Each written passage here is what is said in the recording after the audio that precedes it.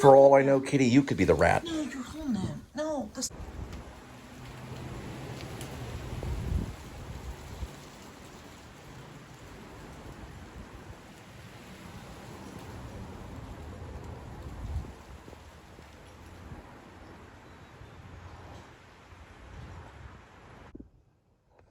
Maybe I should just go work for one day tomorrow. Put them over or something.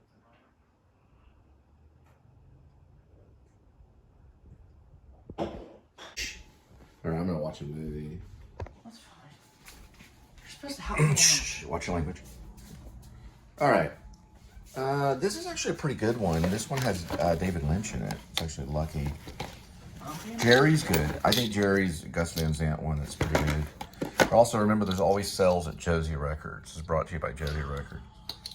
Alright, Lady in the Water. It's a good Paul Giamatti one. It's M. Night Shyamalan. Yeah, I've been thinking about watching this again. It's actually a play based... It's David Mamet play. He also does movies. American Buffalo is pretty good. I do like Book Thief, though. I did want to... Alright, we have M. Night, which is a village. A pretty good one.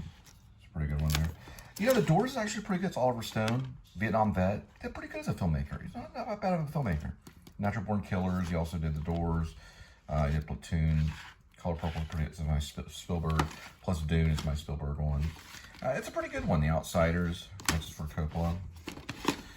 Now here's my Quentins. Now my Quentins, I go with Inglourious. I only have 8. I have the Kill Bills. I do have the 3, Reservoir, Pulp Fiction, and Jackie. The ones I'm missing are Hateful Eight and Once Upon a Time. Gangs of New York is good. Departed is good. Goodfellas, good. I do like that. Taxi Driver's right there. Now here is the... these two are actually pretty good. 2 Martin Scorsese. Well, actually, Who's That's Knocking? That's one of his first. I got that one too, which I think that originally was pretty good ones. I got this one. This is like a pirated copy I got from like a garage sale. It's an okay copy. It's Coen Brothers, one of their best ones. It's actually pirated. It's a pretty good pirated version. Birdman is really good. I might watch Birdman. I really like watching that one because it shows Broadway. Mud is actually pretty good. It's Matthew McConaughey. Silver Linings is a pretty good comedy. Wild is actually, we got that one. Linda and I bought that one. The Fighter's actually a really good fighting movie. Fargo, you know what? No, that's a possible watch right there. Bubble is good. Maybe I need to group my Coen Brothers. That's a Venture, Social Network. I've been thinking about watching Social Network. I got Skate 3. That's my last one. Vertigo is a very good Hitchcock. Vertigo is very good for Hitchcock. Got all my horrors right here. And all that stuff. The Zero Dark 30 is actually really good. That's a really good Catherine Bigelow Blu-ray right there.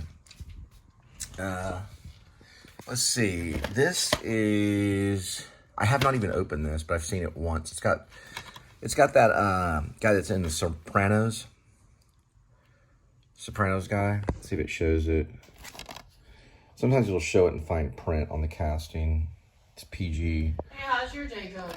And then this right here is Unfortunate Events. That's Lemony Snicket. It's pretty good. Jim Carrey. This one was actually a Blockbuster movie. So it was actually once a Blockbuster or like a Family Video or something. Don't even know how I got it. Pan's Labyrinth is good. It's a very good one. I did a movie review on this one. It's actually a pretty good one, gentlemen. We got the Lord of the Rings, another Lord of the Rings, and then some musical stuff. The Jesus film. This is kind of my musical and Jesus stuff. It's actually a pretty good documentary right here. Elliott Smith. Heaven Adores You. It's actually, I might even watch that maybe. I might. It's a documentary about him. I don't know. It's a pretty good one.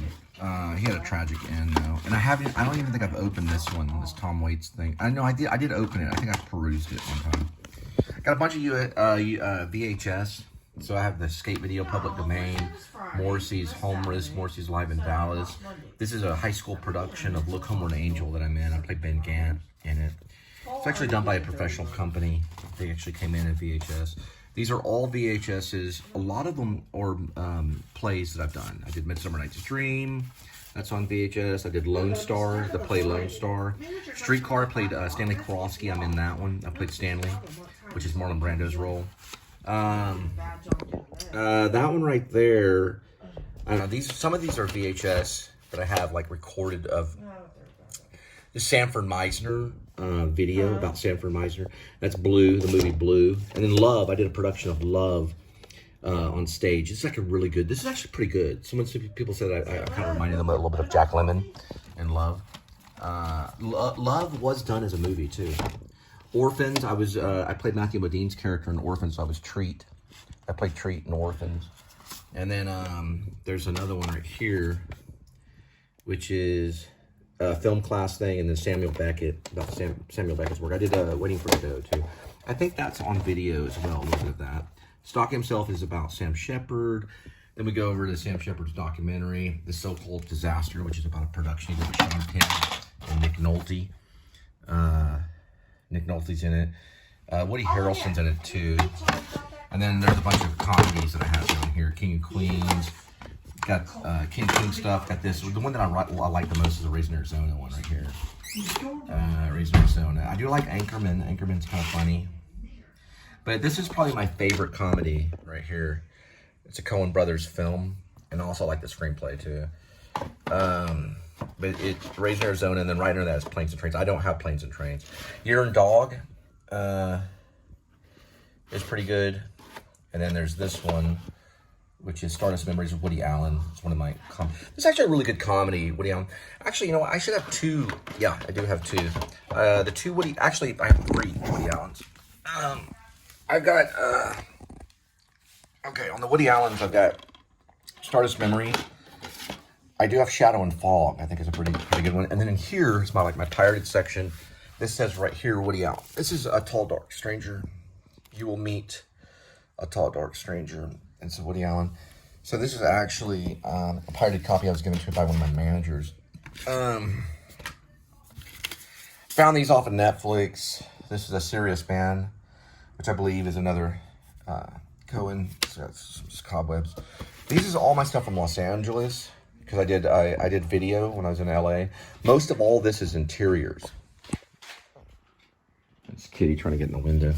This is mostly interiors, my wedding videos there. And then I got some performances. One of Chicken Punk and another performance of a play I wrote called Man 1, Man 2. And then I do have some dance stuff too, because I was in a dance school. I did some dance stuff as well. So I got some of that all there. I got all this right here. Serious Man's right here. Let me go through some of these right here. This one right here is the Gospel of John. I have that one. I used to be a Netflix subscriber. Father Bride 2. I haven't even watched that. I really don't know what this is. Some of this might be music. Okay, yeah. This is a Dallas production of Pilgrim's Progress. I'm actually in this. So I'm in some of these right here. I've got some of that. And then Puritan Productions there. It was a theater group I belonged to that was kind of a Christian theater group. They're kind of connected to DTC.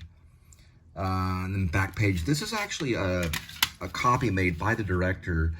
You used to buy it on Prime. What's it called?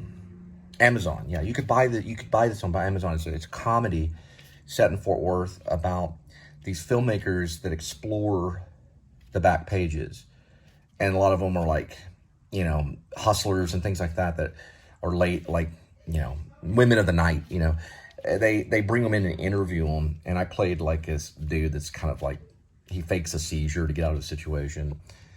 I played a crazy guy in it. And it got a lot of views on, for some reason I got a lot of views. I don't really know why, but it got tons of views on YouTube. And it looks real, but that's actually a fake. It was a performance. I was doing a fake seizure. And I got some music. This is actually original music I got from John Dyer. He's a musician out in Brooklyn that I know personally. He works with a puppeteer. That's one of the puppeteers of Radio City Music Hall. The Smiths. I got some Smiths right here. Some Fleetwood Mac.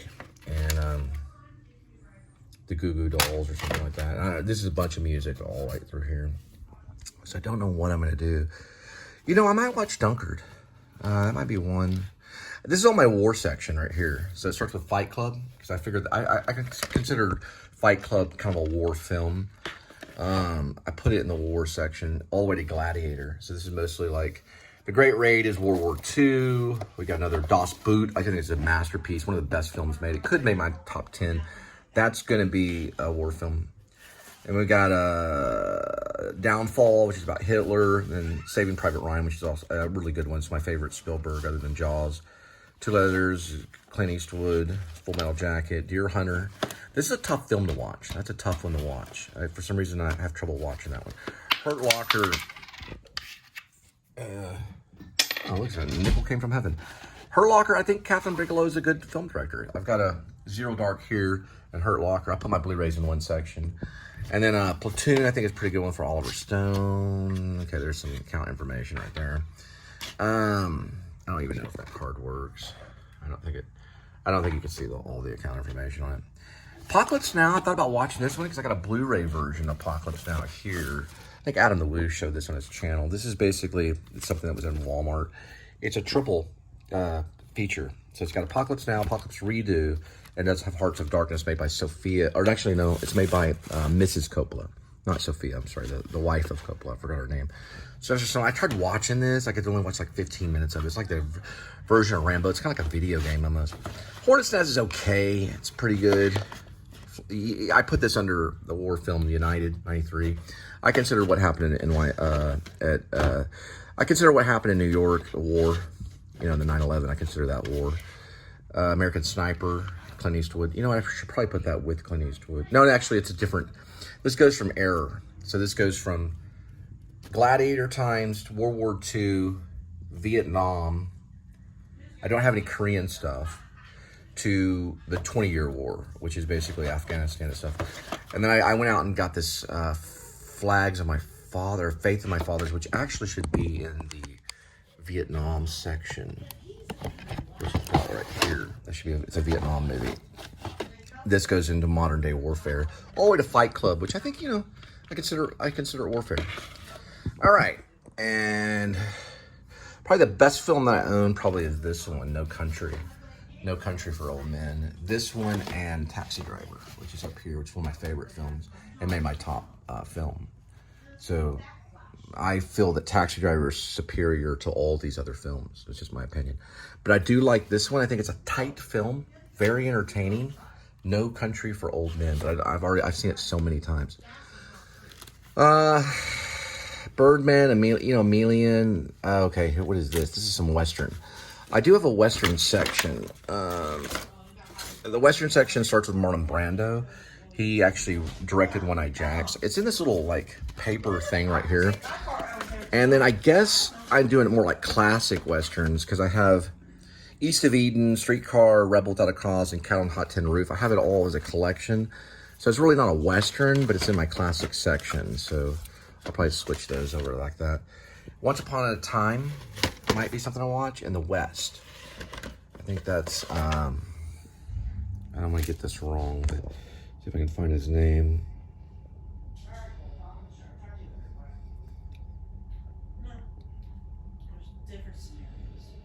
Yeah, Sergio Leone. I just want to make sure.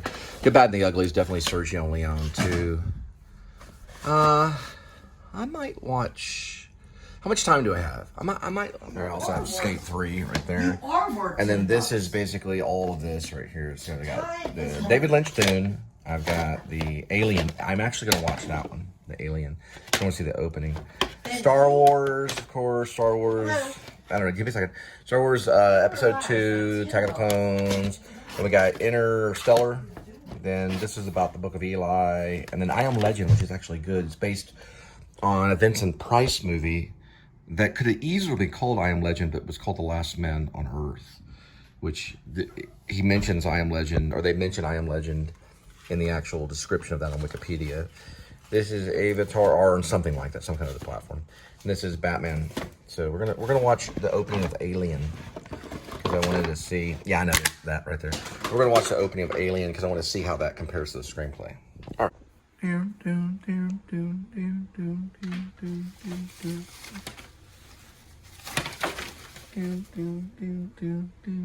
All right, so what I like about Alien is it takes a long time to get to the actual inciting incident when the alien comes out of John Hurt's chest. Then later we learn that Ian Holm, Ash, is an android. So we have two kind of inciting incidents, kind of, but it's really the alien coming out, and then we have to deal with the alien. But they take their time to get there. I don't think James Cameron's version took that much time. This one takes a lot of time. We're still into like 42 minutes of the movie, and it hasn't even got to the alien yet. Not to the alien protruding, that the alien is inside of. And there's a whole like backstory to the alien. That's a lot, in a lot of sci-fi films, they don't have that much backstory. Plus there's J.K. Kiger, or whatever his name is. His artwork is all throughout the entire movie. So it's actually a really good movie. It possibly might make my top 10. The originally Scott version, the original. I'm talking about the original version, this version right here. This is the original. And I think it's probably going to make my top 10. And so I'm going to be changing up my top 10. Probably make maybe like number 7 or number 8 film. Very good film. Talk about the original.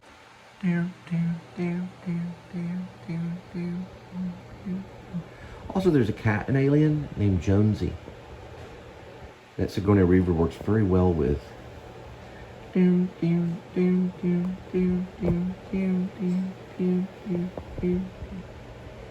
Cats make very, very good actors.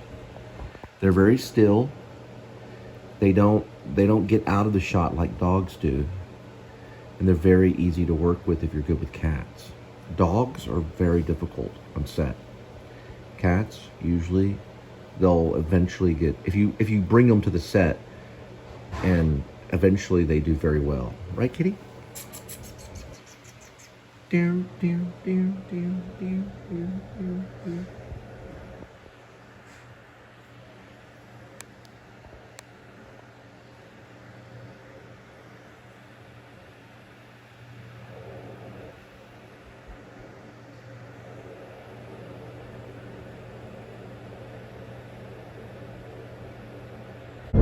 All right, at 8 degrees Fahrenheit, we do have 208,542 miles on the odometer. It's February 25th of 2024. And thank you for coming into the Please Subscribe show. I wanted to talk about some components of drama. Now, the components of comedy have been lost. They never found them. So the Greeks studied comedy, and they wrote about it, but it was lost, the information. They did recover drama. So there's all these components that Aristotle wrote about on drama, and he called it poetics. And one of them, of course, is music. He said that there'll always be music involved in the whole thing, here and there. So la la la la la la la. Now there's also what's known as dance. So there'll be a response to the music, which is dance in a lot of cases. It may not be connected always, but somewhere in there, there'll be a dance. Another aspect of poetics, of course, is what they call the voice, which is what you're listening to right now. Voice. So the voice is, you could call it dialogue, you can call it, there'll be a vocal aspect coming from somewhere. It can be narration. Now, of course, in drama or in the theater, they can call it a monologue or a dialogue or a duologue or a soliloquy. They can also just call it, a straight play, whatever the name you want to use as a theater person. But in the film, it's there too. You can hear the thoughts of the actor or the character. You can hear their thoughts and narration, and you can do that on theater too. Theater and film are very close. The only difference is how it's presented.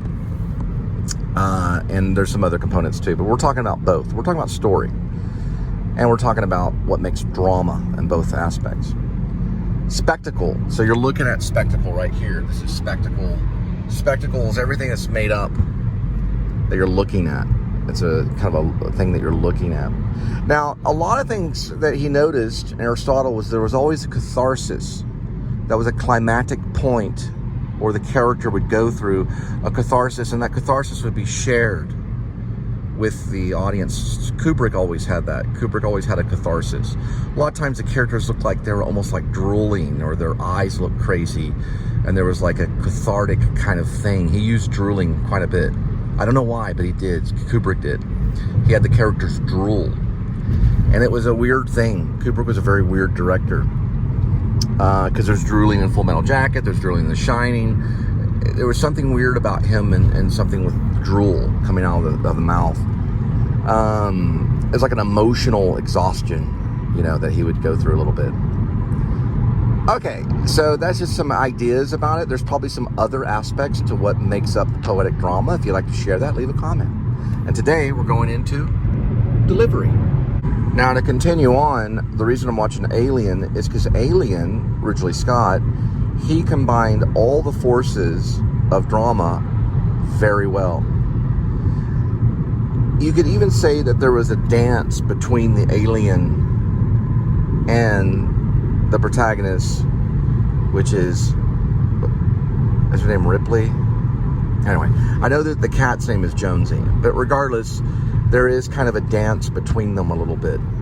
You know, if you think of what is the dance. And also there's kind of the moments and the movement, the crazy movement with the android. You know, there is movement involved in it, which is part of dance, you know. Because movement is incorporated in film. But Alien, which is Ridley Scott, his version, it really, even spectacle especially, it brought in a lot of spectacle, and really, this was based on artwork from J.R. Geiger or whatever, Geiger guy. Well, anyway, that basically is spectacle taken to a very extreme. And it's very highly entertaining. A lot of movies don't really hit upon all those forces at one time. There is a catharsis in it as well, where the alien, or when even the android is killed, is a cathartic moment where you feel that pain of the android, even though the android cannot feel pain. But you see a simulated version of it. And you also feel sorry for the android.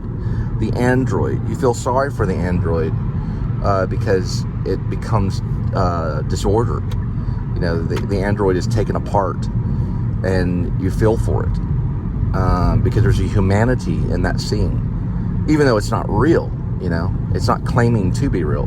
But Alien comes off as very naturalistic acting. The acting is done very hyper real. If you watch the opening scenes and stuff, they're very, very real. Everybody is on it. So check it out. It's a pretty good one.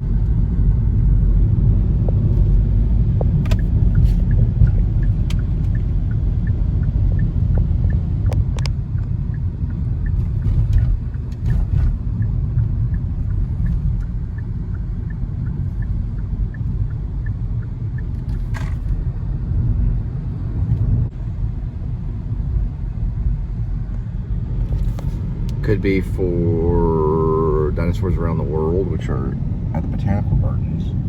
I know there seems like a lot of them. This is on a Sunday. Or it could be for the park.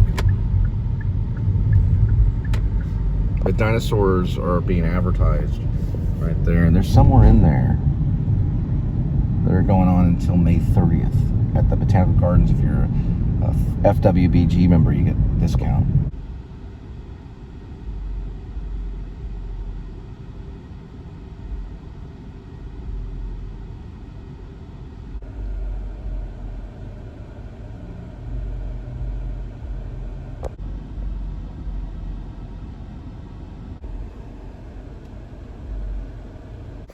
$6.22, 9, and 3.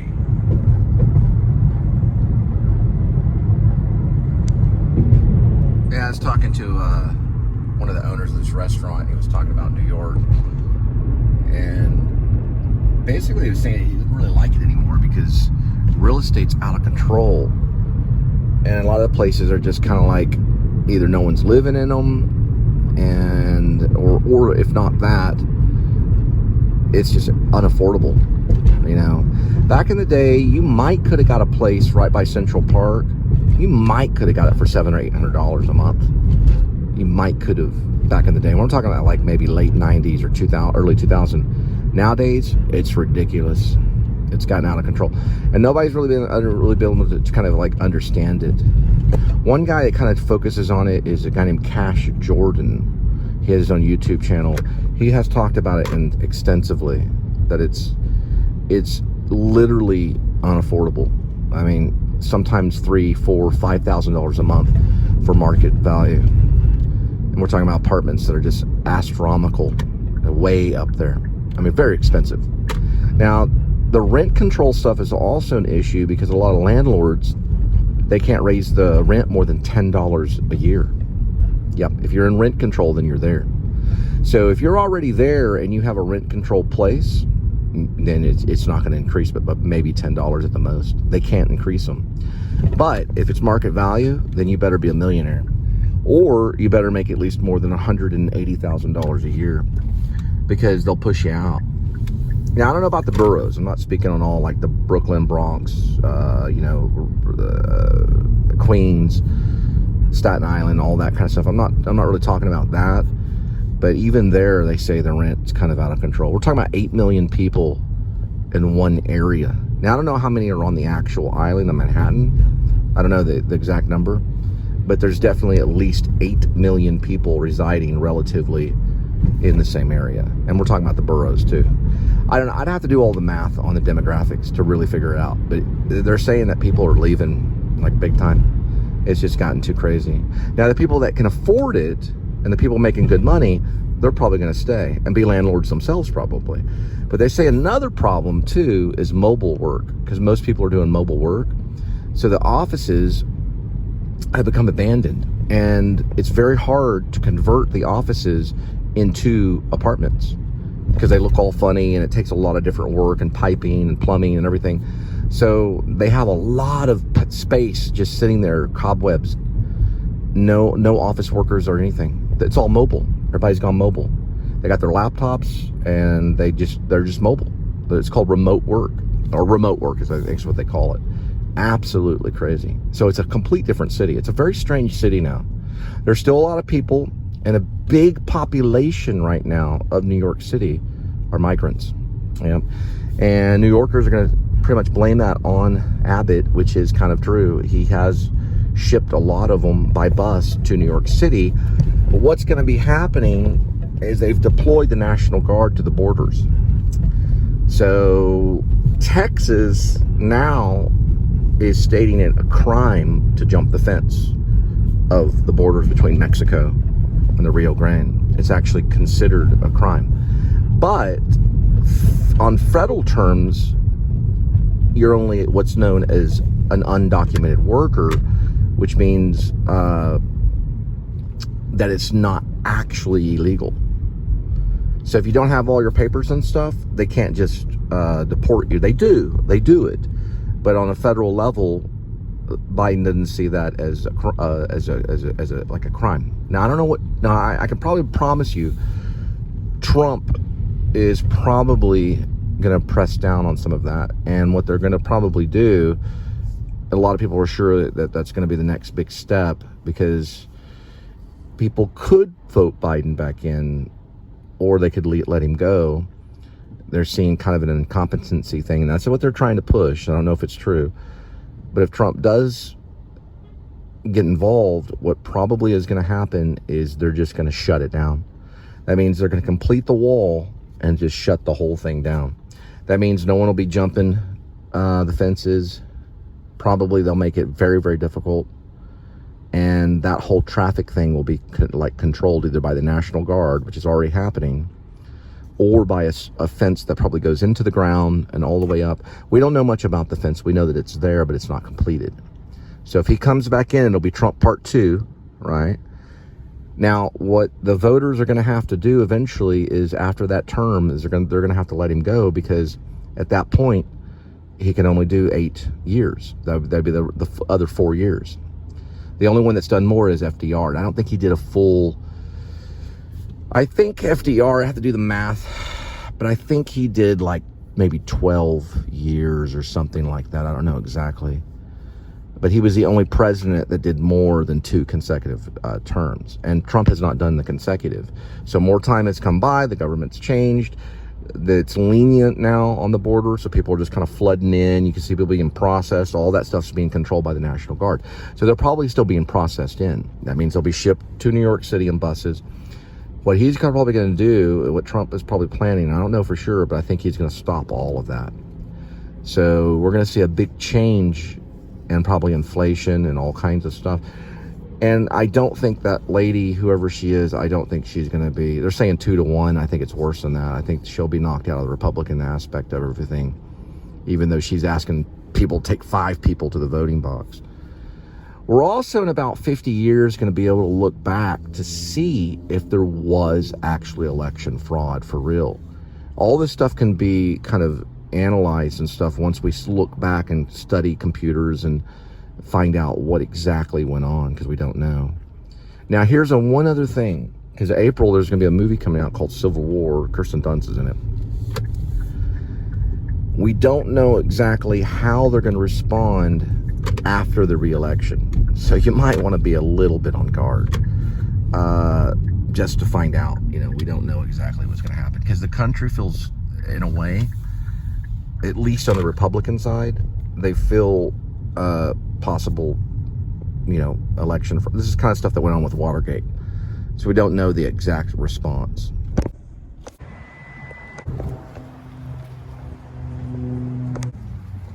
(8:06), 9 minutes, 4.9.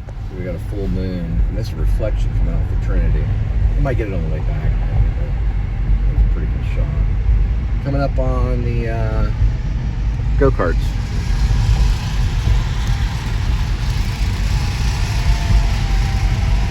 Probably busy Sunday. And mini golf looks pretty busy too. I'm still hanging in there, listening to Out on the Weekend by Neil Young on the Harvest album. Smells like cut grass. Like, you know, you ever smelled wet grass? Sounds like a lawnmower just went through there. Yeah, it's kind of like, so I'm kind of, you know, you smell like wet grass, it's kind of feel kind of like your eyes start watering, and it's kind of a weird way to breathe. That's what's going on right now with the wet grass. I guess the lawnmower came through there. There it is right there. It's a cool shot coming over the Trinity with the reflection of the moon. Fortunately, I missed it, but I did get the go-karts. And Out on the Weekend.